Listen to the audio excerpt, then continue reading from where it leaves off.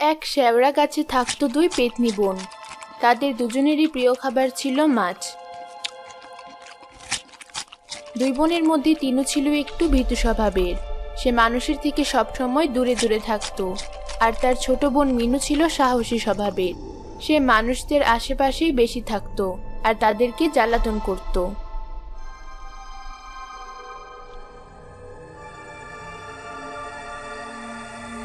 একদিন ও বাড়ির জেলে তার বাড়িতে মাছ নিয়ে যাচ্ছে, চল আমরা ওর মাছটা নিয়ে নেই। সেই কবে থেকে মাছ খাই না। একটা মাছের জন্য মানুষের কাছে যাওয়ার কি দরকার, আমরা নিজেরাই কোনো ব্যবস্থা করে নেব। আরে দেখছিস না ওর হাতে কত বড় মাছ, এত বড় মাছ কি আমরা কখনো ধরতে পারবো নাকি? আমার ওই মাছটাই চাই। কিন্তু জেলে কেন আমাদেরকে তার মাছ দিবে? লোকটাকে এমন ভয় দেখাবো যে নিজেই আমাদের জন্য মাছ রেখে যাবে। তুই শুধু দেখ চেয়েছি।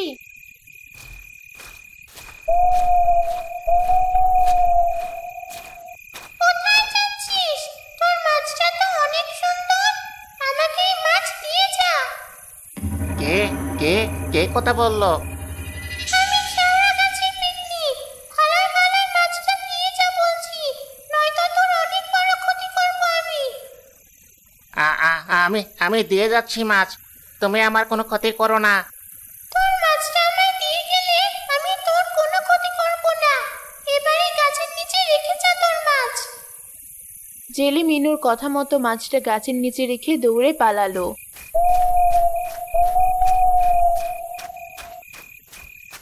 আর দুই পেতনি বোন মিলে সে মাছটাকে মজা করে খেলো। দেখেছিস, বলেছিলাম না আমাদের কিছু করতে হবে না। ওই জেলে নিজেই তার মাছ আমাদের কাছে রেখে যাবে। এবার বিশ্বাস হলো তো? তোর অনেক বুদ্ধি, আমি তো অনেক ভয় পেয়েছিলাম। মানুষ ভয় পাবে পেতনিকে, আর তুই পেতনি হয়ে মানুষকে ভয় পাস। কালকেও আমরা একই কাজ করব। যেই গাছের নিচ দিয়ে মাছ নিয়ে যাবে তাকেই ভয় দেখিয়ে বলবো আমাদের জন্য মাছ রেখে যেতে। পরের দিনও দুই পেতনি বোন মিলে গাছের ডালে বসে অপেক্ষা করছিল কখন ওদের গাছের নিচ দিয়ে কেউ মাছ নিয়ে যাবে আর কখন ওরা মাছ খেতে পারবে। তখন ভোলা তাদের গাছের নিচ দিয়ে মাছ নিয়ে যাচ্ছিল। তাকে দেখে মিনু পেতনি বলে উঠল, কে কে তুমি? আমার মাছ কেন নিতে চাইছো?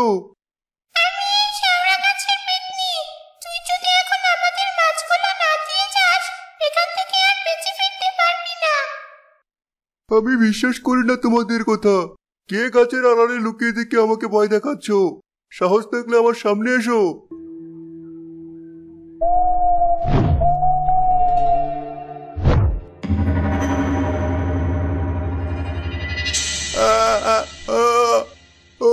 আমার ভুল হয়ে গেছে, আমাকে ক্ষমা করে দাও।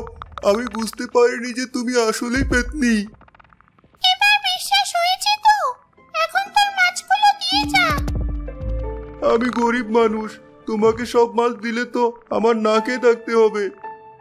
আমি কি জানি, তোকে মাছ দিতে বলেছি, তুই আমাকে মাছ দিয়ে যাবি। অগত্য ভোলা বাধ্য হয়ে তার সবগুলো মাছ মিনুকে দিয়ে গেল।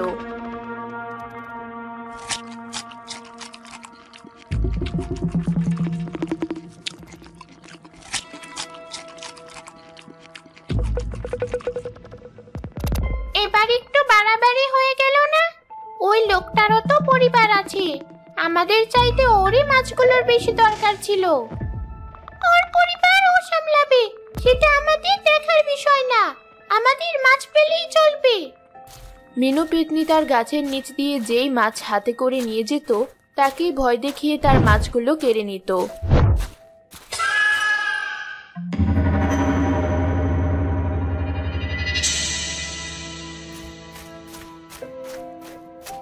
এভাবে গ্রামবাসীর মধ্যে আতঙ্ক সৃষ্টি হলো।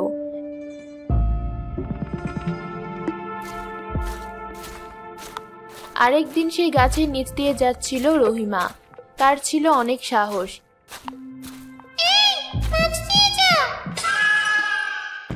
আমার মাছ আমি তোমাকে কেন দেব? দিব না আমি মাছ। তোর এত বড় সাহস! গ্রামের মানুষের মুখে শুনিস নি আমার কথা? আমার কথা না শুনলে তোর অনেক বড় ক্ষতি হয়ে যাবে কিন্তু।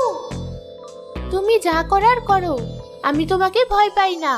আমার ছেলে মেয়ে কতদিন পর শখ করে মাছ খেতে চেয়েছে, ওদেরকেই খাওয়াবো আমি এই মাছ, অন্য কাউকে দেব না। রহিমা তার মাছ পেতনির গাছের নিচে না রেখেই তার বাড়ির দিকে চলে গেল। মিনু আর তিনু অবাক দৃষ্টিতে তার যাওয়ার পথের দিকে চেয়ে রইল। এই তো দেখছি নাছর বান্দা, ওকে উচিত শিক্ষা দিতে হবে, নয়তো গ্রামের মানুষজন আমাদেরকে আর ভয় পাবে না, আর মাছও দিবে না। কি করবি তুই? ওদের কোনো ক্ষতি করবি না তো? তুই শুধু দেখ আমি কি করি। মিনু রহিমার পিছু পিছু তার বাড়ি গেল। রহিমা যখন মাছ রান্না করতে বসলো, তখন মিনু পেতনি সেই চুলোর আগুন পুরো রান্নাঘরে ছড়িয়ে দিল। এ কি, আমার রান্নাঘরে আগুন কিভাবে লাগলো? আমি মাছ চেয়েছিলাম, তুই আমাকে মাছ দিসনি, তাই আমি তোর রান্নাঘরে আগুন লাগিয়েছি। এবার আমার কথা না শোনার শাস্তি পাবি তুই। আমার ভুল হয়ে গেছে, আমাকে ক্ষমা করে দাও। আর এই নাও মাছ, এখন তুমি আগুন নেভানোর ব্যবস্থা করো তাড়াতাড়ি, ঘরে আমার বাচ্চা দুটো ঘুমাচ্ছে। ঠিক আছে, আমি তোর ঘরের আগুন নিভিয়ে দিচ্ছি। এরপর থেকে যেন মনে থাকে আমাকে মাছ দেওয়ার কথা।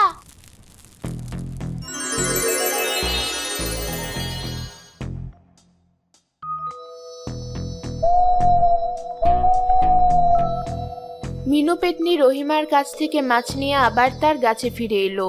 মিনু পেতনির এই ঘটনা সারা গ্রামে ছড়িয়ে পড়ল। সবাই ওই গাছের নিচ দিয়ে যাওয়া আসা বন্ধ করে দিল। অনেকদিন থেকে মাছ না খেতে পেরে মিনু তার বোন তিনুকে বলল, সেই কবে থেকে মাছ খাই না, খুব ইচ্ছে করছে মাছ খেতে।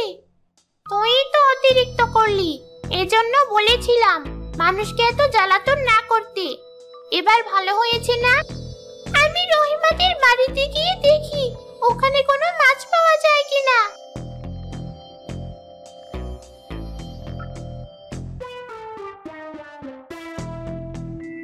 মিনু পেতনি আবার রহিমাদের বাড়িতে গেল। সেখানে গিয়ে সে বড় একটা মাছ থালাতে দেখতে পেল।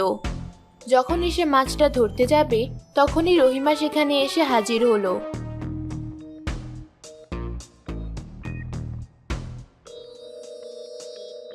তুমি আবার মাছ নেওয়ার জন্য এসেছো? হ্যাঁ, একটু মাছ খেতে দাও না আমায়, সেই কবে থেকে মাছ খাই না। কোনো মাছ খেতে দেব না তোমায় আজ। সেদিন বাড়িতে আমি একা ছিলাম বলে আমার ঘরে আগুন লাগিয়ে দিয়েছিলে, কিন্তু আজ আমার জামাই ভুবন বাড়িতে আছে, সেদিনকার মতো করলে আজ আর তোমাকে ছাড়বো না। আমি তোমাদের কোনো ক্ষতি করতে আসিনি, সেদিনও করতাম না, শুধু তোমাদের একটু ভয় দেখাতে চেয়েছিলাম। আমি এত কিছু শুনতে চাইনি, তোমাকে বলেছি এখান থেকে চলে যেতে, এবার তুমি যাও। মিনু মাছ না নিয়ে খালি হাতেই তার গাছে ফিরে এলো।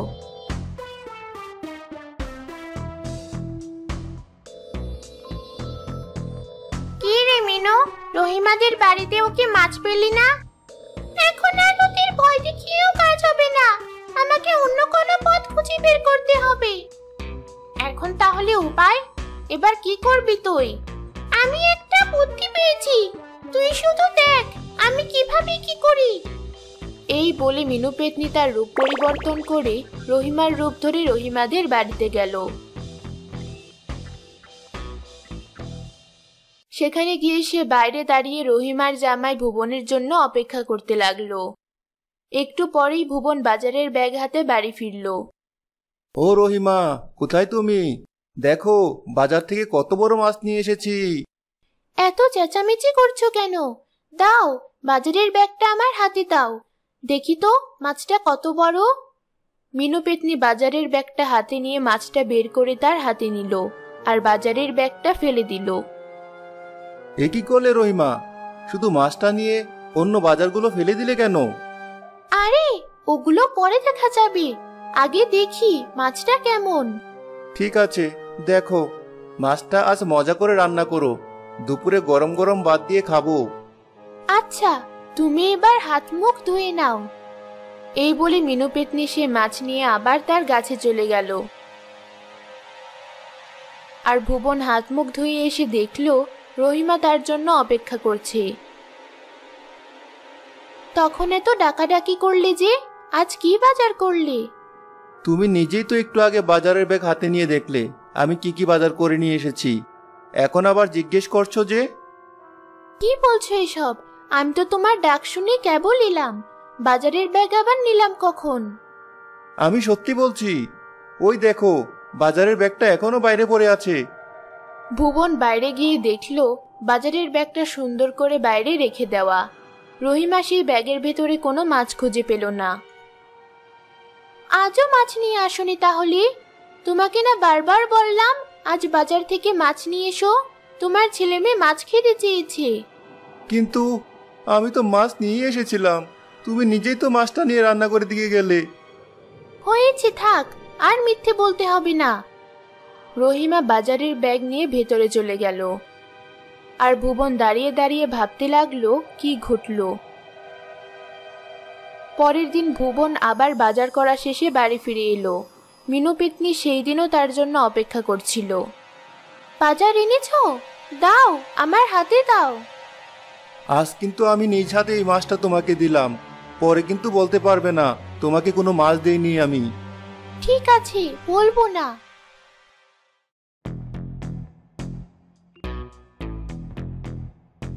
আজকেও মাছ কোথায় পেলি? রহিমার বাড়ি থেকেই পেয়েছি। ওর জামাই অনেক বোকা, এই নিয়ে 2 দিন ওকে বোকা বানালাম, ও কিছুই টের পায়নি। কিন্তু এভাবে আর কতদিন? একদিন না একদিন তো ওরা টের পাবি। পরেরটা পরে দেখা যাবে। তোর জন্য মাছ এনেছি, মাছটা এখন খা। অন্যদিকে রহিমা আজও বাজারের ব্যাগে মাছ না পেয়ে রেগে গেল। আজও তুমি মাছ নিয়ে আসোনি? তোমাকে না বারবার বলে দিয়েছিলাম আজ মাছ নিয়ে আসতে। বিশ্বাস করো রহিমা, আমি একটু আগেই মাছটা এনে তোমার হাতে দিয়েছিলাম।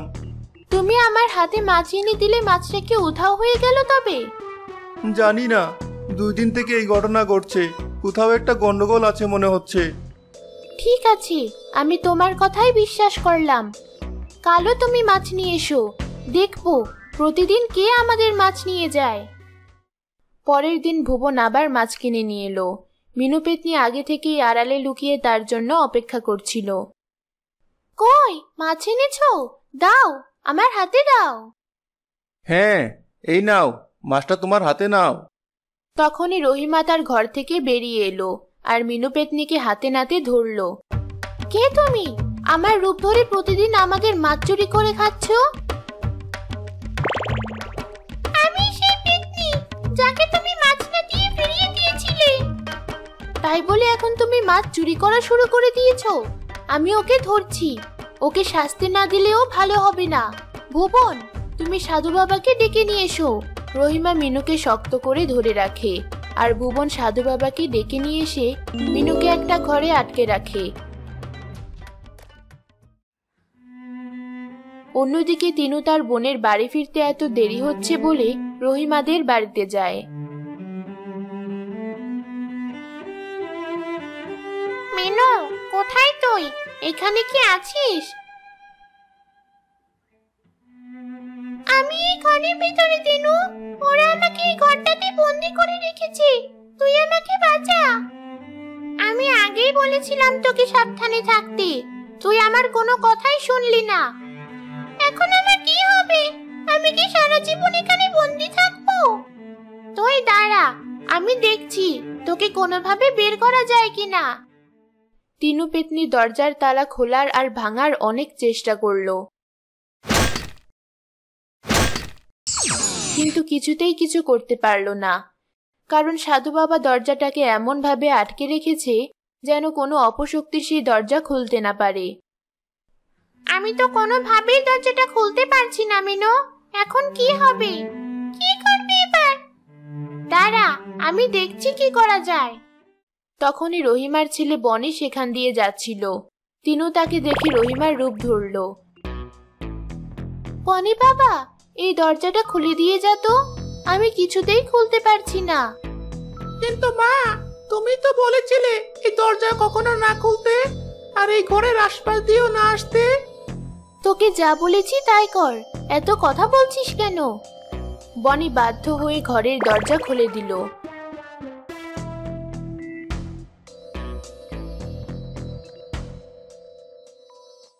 আর মিনু বের হয়ে তার বোন তিনুকে জড়িয়ে ধরলো।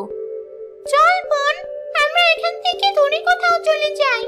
আমরা আর এই গ্রামের মানুষকে জ্বালাতন করব না। হ্যাঁ বোন, চল, আমাদের আর মাছ খাওয়া লাগবে না। তখনই রহিমা সেখানে এসে পড়ল। এসে তাদের দুই বোনকে একসাথে দেখে অবাক হয়ে গেল। তোদের মধ্যে কে সেই পেতনি যে প্রতিদিন আমার কাছ থেকে মাছ চুরি করে খেত? আমি সেই পেতনি, আমার বোনের কোনো দোষ নেই। তুমি আমাকে আটকে রাখো আর আমার বোনকে ছেড়ে দাও। ঠিক আছে, আবার তোমার ঘরে ঢুকে পড়ো, নয়তো সাধু বাবাকে ডেকে নিয়ে এসে তোমাদের দুজনকেই আটকানোর ব্যবস্থা করব আমি। তিনু, তুই এটা কি করলি? আমার কুকর্মের শাস্তি তুই কেন ভোগ করবি? আমি তোর বড় বোন, ছোট বোনকে দেখে রাখার দায়িত্ব আমার। তুই গাছে ফিরে যা, আমি এখানে থাকছি।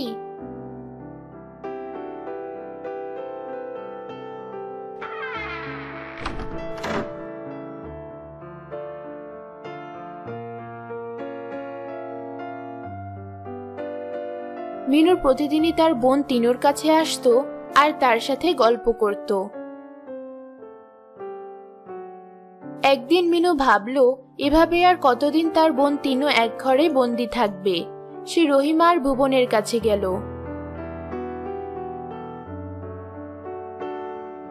তুমি না মিনু পেতনির বোন, এখানে কি করছো?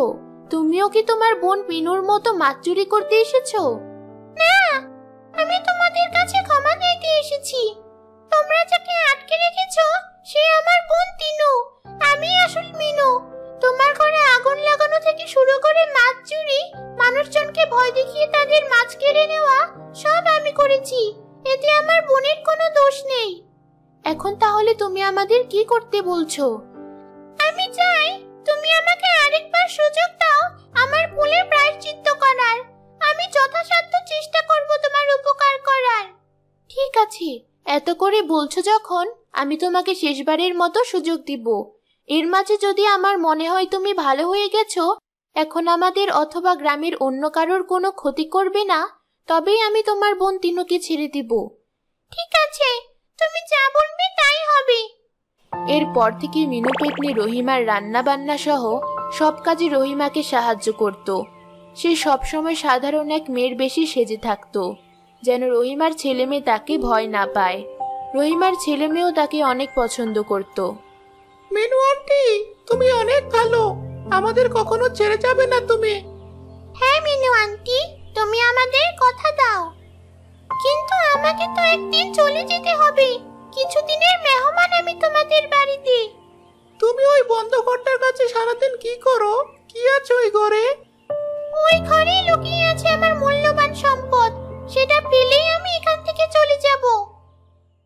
একদিন বনি আর নিপা পুকুর পাড়ে খেলা করছিল।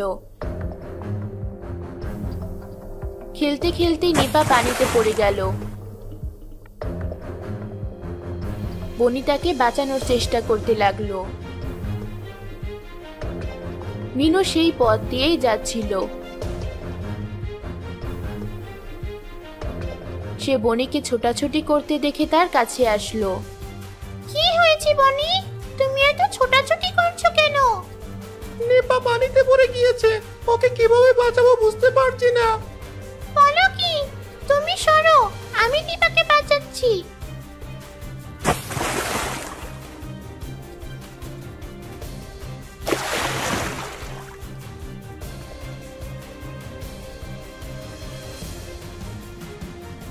এই নিপা, ওঠো, দেখো আমি তোমার মিনু আন্টি। চোখ খুল নিপা, এখন আর কোনো ভয় নেই।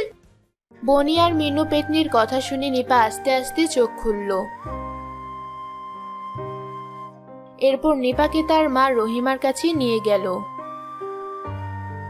কি হয়েছে নিপা, তোর সারা শরীর ভেজা কেন?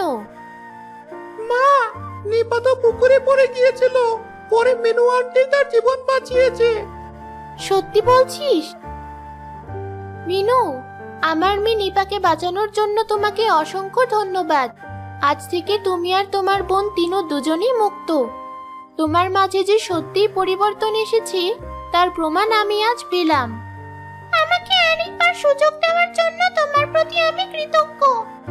তুমি চাইলে আমাদের সাথেও থেকে যেতে পারো, আমাদের কোনো সমস্যা নেই।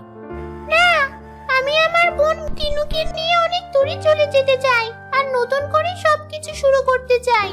বনি আর নিপা, তোমরা দুজন ভালো থেকো আর তোমার মায়ের সব কথা শোনো। রহিমা তিনু পেতনিকে ছেড়ে দিল। তারপর দুই পেতনি বোন রহিমাকে ধন্যবাদ জানিয়ে গ্রাম থেকে অনেক দূরে চলে গেল।